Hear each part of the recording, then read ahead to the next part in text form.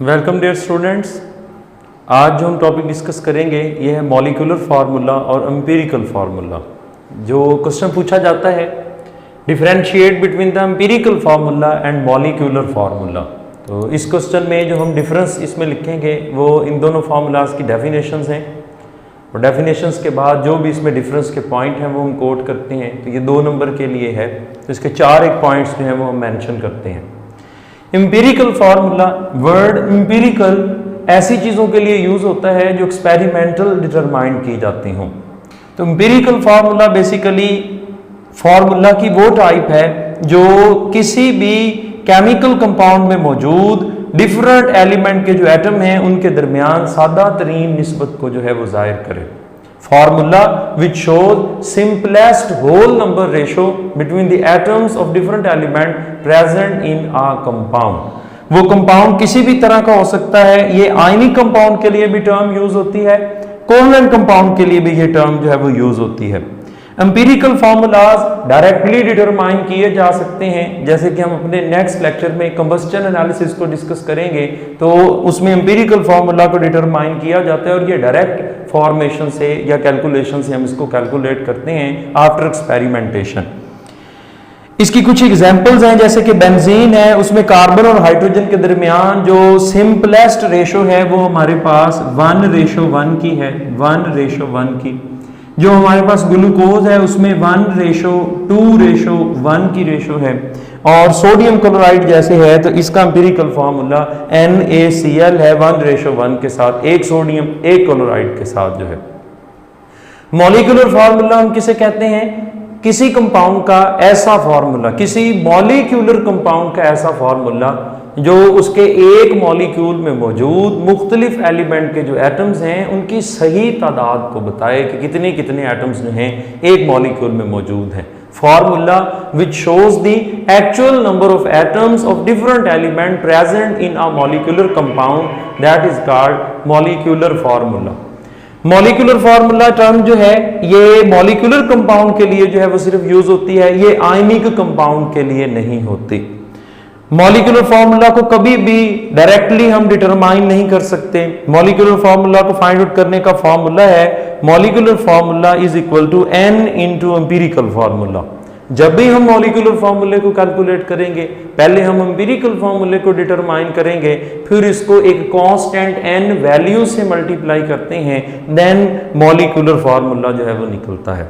इसकी कुछ एग्जांपल, जैसे बेंजीन के एक मॉलिक्यूल में 6 कार्बन एटम 6 हाइड्रोजन एटम के साथ हैं, तो उनकी एक्चुअल तादाद को जो फार्मूला बताएगा वो मॉलिक्यूलर फार्मूला कहलाता है।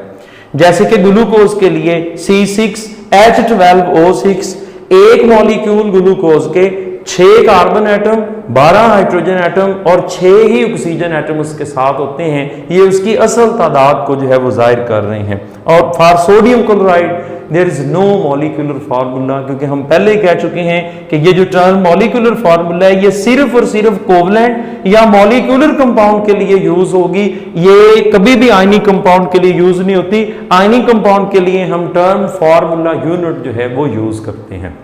ये जो n वैल्यू है, n वैल्यू असल में molecular formula mass divided by empirical formula mass से डिटरमाइन की जाती है। कुछ ऐसे कंपाउंड्स भी हैं जिनके मॉलिक्यूलर फार्मूलाज और एम्पिरिकल फार्मूलाज जो हैं वो सेम होते हैं। वो हम किस तरह की एग्जांपल में देखते हैं, जैसे कि कार्बन डाइऑक्साइड, वाटर, और हम कहते हैं सुक्रोज C12H22O11 जो कंपाउंड है ये सुक्रोज का फार्मूला और इसका मॉलिक्यूलर और एम्पिरिकल फार्मूला जो है वो बिल्कुल सेम है। ऐसे कंपाउंड्स के लिए n वैल्यू जो है वो हमेशा 1 होती है। अगर हम n वैल्यू 1 पुट कर दें तो molecular formula is equal to empirical formula. तो नेक्स्ट लेक्चर में हम एम्पिरिकल फार्मूला को फाइंड आउट करने के जो मेथड्स हैं वो डिस्कस करेंगे। वेलकम डियर स्टूडेंट्स, आज हम डिस्कस करेंगे एम्पिरिकल फार्मूला की डिटर्मिनेशन का जो मेथड है या उसका तरीकाकार। डिटर्मिनेशन ऑफ एम्पिरिकल फार्मूला, ये क्वेश्चन 2 तरह से आता है। इसका फर्स्ट क्वेश्चन जो है वो यूं पूछा जाता है कि एम्पिरिकल फार्मूले को परसेंटेज कंपोजिशन वाले 4 स्टेप्स से जो है वो फाइंड आउट करके दिखाएं। और दूसरा इसका क्वेश्चन पूछा जाता है कि एम्पिरिकल फार्मूला को कंबस्चन एनालिसिस थ्रू जो है इसको डिटरमाइन जो है वो करके दिखाएं। हमने इसका जो फर्स्ट वन पार्ट है वो आज डिस्कस करेंगे कि determination of empirical formula by percentage composition method और बाय 4 स्टेप मेथड जो है। इसके 4 स्टेप्स हैं एम्पिरिकल फार्मूला को कैलकुलेट करने के लिए। सबसे पहले हम परसेंटेज ऑफ ईच एलिमेंट जो है ये कैलकुलेट करते हैं, परसेंटेज ऑफ ईच एलिमेंट। इसके बाद हमने नंबर ऑफ ग्राम एटम सबके फाइंड आउट करने हैं, फिर एटॉमिक रेशो है और फिर at the end empirical formula की डिटर्मिनेशन है। जो फर्स्ट स्टेप है इसमें हम हर एक एलिमेंट की जो भी कंपाउंड गिवन है उसमें जितने भी एलिमेंट हैं उन सब एलिमेंट की परसेंटेज कंपोजिशन जो है या परसेंटेज कैलकुलेट करते हैं। इसके लिए हमें mass of compound, mass of element और मैस ऑफ कंपाउंड जो है वो चाहिए है। जिस एलिमेंट की परसेंटेज फाइंड आउट करनी है उस एलिमेंट का मैस ऊपर रखें, नीचे मैस ऑफ कंपाउंड रखें, 100 से मल्टीप्लाई कर दें, इसकी परसेंटेज निकल आएगी। सेकंड स्टेप में हमने नंबर ऑफ ग्राम एटम्स जो हैं ये कैलकुलेट करने हैं। Number of gram atoms calculate करने के लिए परसेंटेज जो हमने पिछले स्टेप में कैलकुलेट की है वो ऊपर रखें और नीचे उस एलिमेंट के एटॉमिक वेट से डिवाइड कर दें। जैसे कि से कार्बन है तो कार्बन का एटॉमिक वेट जो है वो 12 है, हम इससे डिवाइड करेंगे।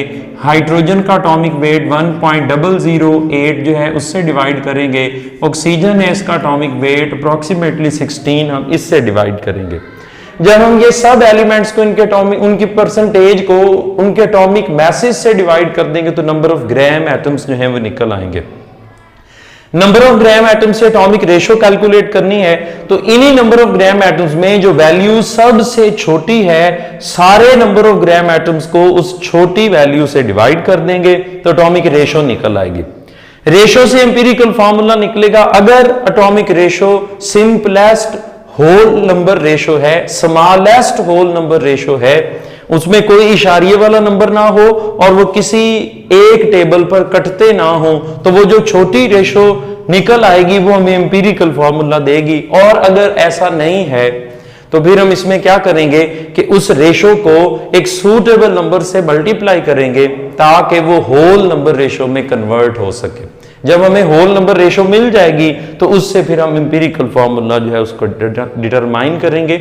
तो इससे नेक्स्ट लेक्चर में हम इसी स्टेप्स को लेके इन्हीं स्टेप्स को लेके एक एग्जांपल जो है वो सॉल्व करेंगे ताकि इन स्टेप्स की प्रॉपर इंप्लीमेंटेशन जो है वो भी हम सीख सकें।